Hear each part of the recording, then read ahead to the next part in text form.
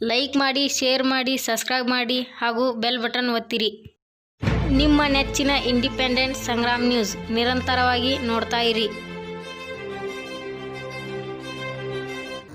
मैं सैयद वलीउल्लाह शाह कादरी सज्जादा नशीन आस्ताना आलिया कादरिया सैयद शाह वलीउल्लाह रहमतुल्लाह अलैह मालापुर दालिम की जानिब से मैं आप तमाम मुसलमान भाइयों को मुबारकबाद पेश करता हूँ, क्योंकि बिल्कुल क़रीब में ईद उल अज़हा की ईद मनाई जा रही है, जिसे बकरीद की ईद भी कहा जाता है। इस ईद में, इस खुशी के त्यौहार में मुसलमानों में एक सुन्नत राइज हुई है, जिसको क़ुरबानी की सुन्नत कहा जाता है, जिसमें जानवरों को ज़बह किया जाता है और इस जानवरों के गोश्त को तमाम ख़ैश ग़ारिब और गुरबा में से तक़सीम किया जाता है। ये सुन्नत जो है हज़रत इब्राहीम अलैहिस्सलाम के ज़माने से चली आ रही है। इस सुन्नत को अदा करने के लिए हम मुसलमान यहाँ जमा होते हैं। उस दिन ईद की नमाज भी होती है। ईद के बाद क़ुरबानी का सिलसिला जारी और सारी होता है। अब इस बकरीद में, जबकि कोरोना वायरस की वजह से हमारे गवर्नमेंट के जानिब से बहुत सारे पाबंदियाँ आयद हुई हैं, इसलिए हम लोग बहुत एहतियात बरत कर ये चीज़ को करनी है और बग़ैर क़ुरबानी किए हमारी इस ईद को मुकम्मल नहीं किया जा सकता। इब्राहीम अलैहिस्सलाम ने अपने बेटे इस्माइल अलैहिस्सलाम को इस ईद के मौके पर उसने अल्लाह ताला की फरमाबरदारी के लिए अपने बेटे को क़ुरबान कर दिया। इसी सुन्नत को हम मुसलमान अदा करते हुए ये ईद उल अज़हा मना रहे हैं और ये ईद बड़े जोश व ख़रोश से मनाई जाती है और इसमें दुआएं ख़ास कर अल्लाह ताला जल्द से जल्द कबूल होता है। मैं तमाम मुसलमान हज़रात से दरख्वास्त करूँगा कि बिल्कुल शांति के साथ में इस ईद को मनाएं और इस ईद के मौके पर शोर शराबा ज़्यादा ना करें, खून खराबा ना करें और गलियों में वहाँ यहाँ ना करें। जहाँ गवर्नमेंट का बताए हुए उसूल हैं, जगह हैं, उसी में बकरीद की ईद को मनाया करें।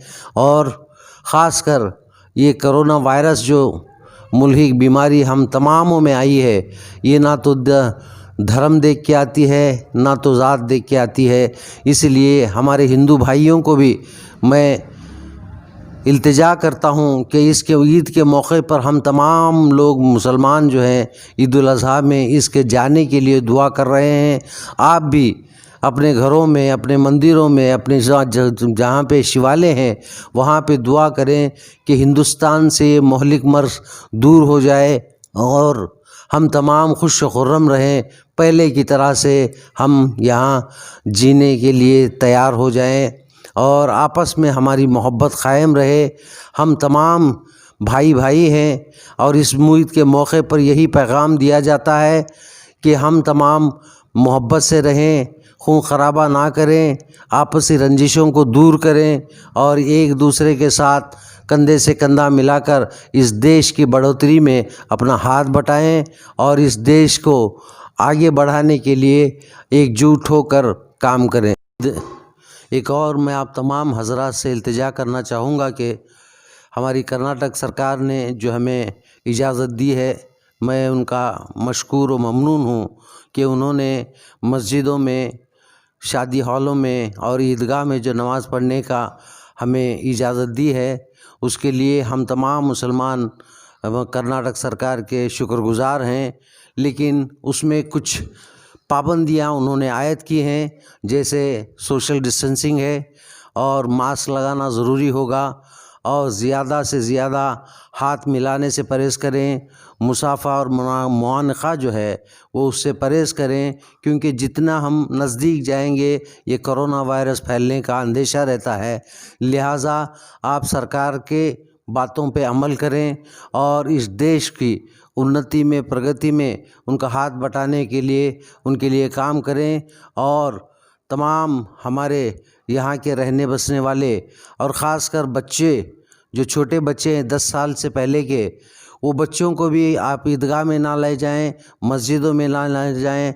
और बूढ़े जो 60 साल की उम्र से ज़ायद के हैं, उनसे भी मैं दरख्वास्त करूँगा वो अपनी नमाज़ें, चास की नमाज़ अपने घर में पढ़ लें, ना कि ईदगाह जाने की कोशिश करें। क्योंकि इन बुज़ुर्गों के लिए भी जो इनके फेफड़े कमज़ोर होते हैं, इससे कोरोना वायरस जल्दी लगने का अंदेशा होता है। लिहाजा ये मेडिकल साइंस का भी तकाज़ा है कि बूढ़े और बच्चों को इससे ममानियत की गई है।